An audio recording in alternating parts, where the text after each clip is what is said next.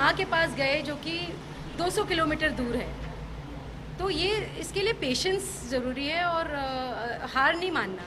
हम लोग 5 महीने तक शूटिंग करते ही रहे हर केस का, जब तक हमें ये पूरी तरह से एश्योरेंस नहीं हो गया कि हाँ ये जो हम बात कर रहे हैं वो जो मैं सामने प्रस्तुत करूँगी फिल्म के अंदर, मैं I am sure that this is right. Sampat ji, आखिरी सवाल के साथ हम रैप अप करते हैं इस इंटरव्यू को। मैं आपसे पूछना चाहता हूँ, जब आपने कोर्ट केस रजिस्टर किया, जब नोटिस पहुंचा फिल्म के पास, प्रोडक्शन हाउस ने आपसे कुछ कांटेक्ट करने की कोशिश की? नहीं, वो एक तो हम नोटिस भेजी थी बम्बई का वकील थे, लेकिन वो कहे अभी हम रियल में भेजेंगे, फिर अभी भेजा है, लेकिन खैर उनका कोई वो नहीं है, कहानी हमारी है, वो कितना गुमराह करें।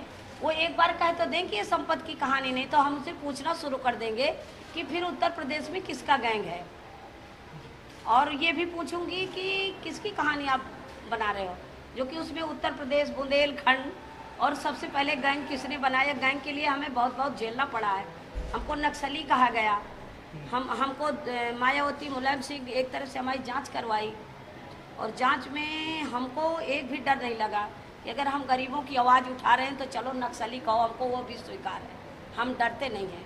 तो ये हम इसको नहीं डरते, लेकिन ये जो हमारे साथ ये खिलवाड़ कर रही हैं, तो हम उनको परमिशन तो तभी देंगे जब वो रज्जों से नाम संपत करेंगी और गुलाब से गुलाबी करेंगी, और वो हमसे पूछेंगी और हमसे परमिशन लेंगी, तब वो रिलीज होगी। नहीं, वो फिल्म का तो सपना न सोचे अनुभव सिन्हा कि मेरी फिल्म 7 मार्च को रिलीज होती, उनकी 7 मार्च को रिलीज होगी, अब मैं 2 मार्च को वहीं अन्ना जैसे अनशन करूँगी, तब समझ में आ जाएगा कि महिलाओं में क्या ताकत होती है।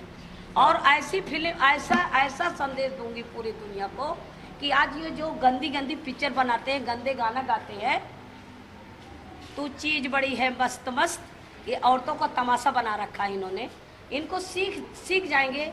अभी तो देखो हम उतना बड़ा नहीं कर रहे, अभी हम महिलाओं तक है कि उनका न्याय मिले, लेकिन ये जो गाना बनाते हैं, गंदी पिक्चर दिखाते हैं, अगर मैं एक झटका मार दूं तो सारी औरतें लेके सेंसर बोर्ड का घेराव कर देंगी कि नहीं, खबरदार, अब ये गाना नहीं होगा, और ऐसी फिल्म मत बनाओ, मर्यादित फिल्म बनाओ ताकि महिलाएं आगे जागरूक हों।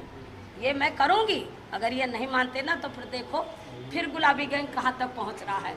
ऐसा लग रहा है कि वो एकदम आ जाएगा बम्बई के समुद्र पे, एकदम लहर मारेगा कि इनको समझ में आ जाएगा ये जो बिजनेस है, इनका बिजनेस बंद हो जाएगा। डॉक्यूमेंट्री फिल्म में कितना पैसा लगा इनसे पूछो, और एक एक्टिंग में करोड़ों रुपया ले रही हैं।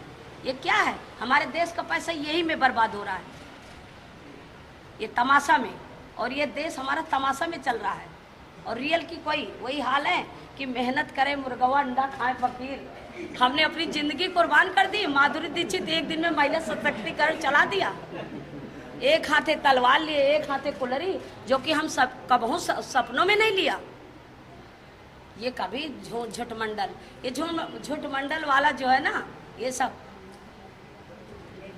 आपसे भी जानना चाहेंगे, आपसे भी आप भी जुड़े हुए ये फिल्म मैंने देखी, तो जब मैंने निष्ठा ने मुझे डीवीडी दी और मैंने ये फिल्म देखी, तो मैं इस फिल्म को देखकर दंग रह गया, बिल्कुल भौचक्का हो गया कि कैसे ये डॉक्यूमेंट्री इन्होंने बनाई है। सबसे पहला सवाल तो जो मेरे जहन में आया वो ये था कि आपने इसको बनाया कैसे। ऐसे इलाके में जाना, शूट करना जहाँ लोग किसी को मार दें तो किसी को कोई परवाह नहीं है, तो एक तो वो बहुत ही खास बात है। और सेकंड कहीं ना कहीं ये बात है कि अगर आप चाहो तो आप क्या नहीं कर सकते, क्योंकि हम संपत से सीख सकते हैं कि इन्होंने एक शुरुआत की। आप इनसे बिल्कुल आप फिल्म देखोगे तो आप देखोगे कि आपकी शुरुआत कैसे हुई। तो उन्होंने एक शुरुआत की, उसमें इनका कुछ भी मुद्दा नहीं था कि इन पर कुछ अत्याचार हुआ, वहाँ से इन्होंने शुरुआत की। इन्होंने अपने आसपास कुछ गलत होते हुए देखा और इनको लगा कि नहीं यार ये गलत है, मुझे इसके खिलाफ आवाज़ उठानी चाहिए, तो उन्होंने आवाज़ उठाई। तो मुझे सबसे खास बात लगती है। और सेकंड मुझे सबसे खास बात ये लगती है कि हम यहाँ पर इतनी अलग जगह में जी रहे हैं बॉम्बे में। हम जब ये फिल्म देखते हैं, डॉक्यूमेंट्री 2009 में बनी है, तो हमें लगता है कि हम 15वीं-16वीं शताब्दी का कुछ डॉक्यूमेंट देख रहे हैं, क्योंकि औरतों पर इतना अत्याचार हो रहा है, महिलाओं पर इतना अत्याचार हो रहा है, लोगों को जला गया है।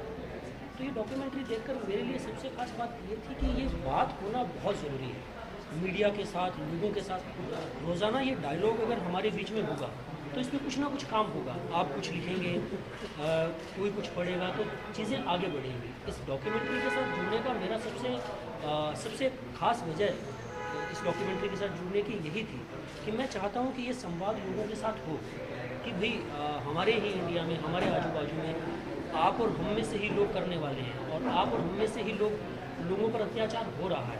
तो ये संवाद होना बहुत ज़रूरी है।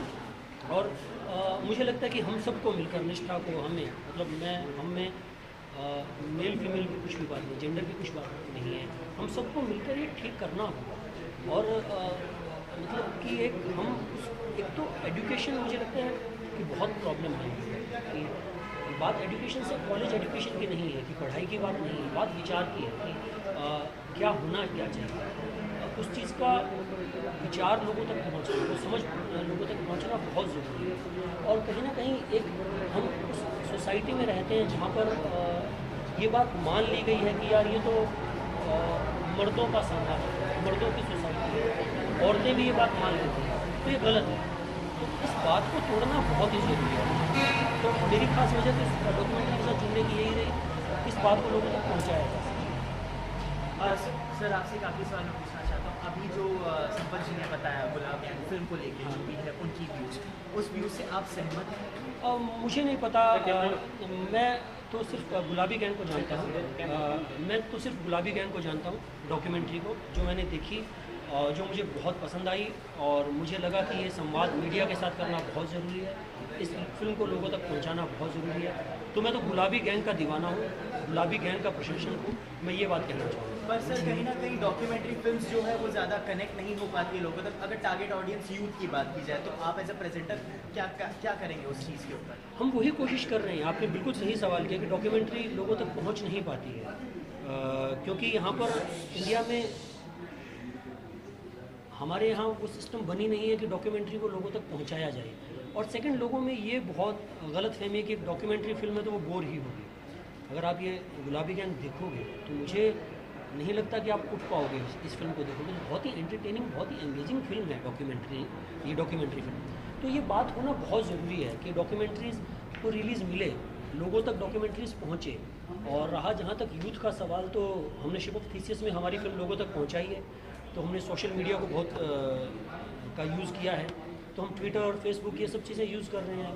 यूट्यूब पे हमारे ट्रेलर है, और जो भी मीडिया से मदद मिल पा रही है तो वो लेने की कोशिश कर रहे हैं। Thank you so much.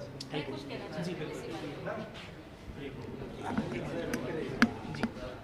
अभी तक क्या हुआ है ना, जब हम लोग सिनेमा देखने जाते हैं तो अपना दिमाग घर पे रख के, तो मैं थोड़ा उसको भी, हम लोग सोहम के साथ मिलकर वो भी थोड़ा बदलना चाह रहे हैं कि हम सिनेमा देखने जाएं तो दिमाग लेके जाएं, और हर चीज़ को मतलब इंटरटेनिंग होना कि हर मिनट में आपको हंसा ही रही है, ये भी ज़रूरी नहीं है। मुझे लगता है कि लोग चाहते हैं आज कि हम अपने देश की असलियत देखें, और वो बहुत मतलब वो आएंगे और देखेंगे। अगर उनको मौका मिलेगा तो वो उनको ज़रूर अच्छा लगेगा। Thank you so much. Thank you so much. Thank you so much. Thank you so much Sampat ji. आइए आइए, मैं आपकी बहुत संपर्क इस तरह मैं किस तरह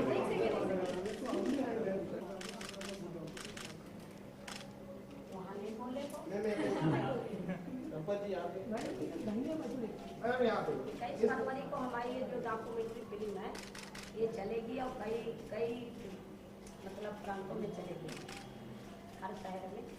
तो सब लोग मैं सबको बताना चाहती हूँ आज की डेट में कि सब लोग इसको देखें, और इसमें बहुत बदलाव आएगा।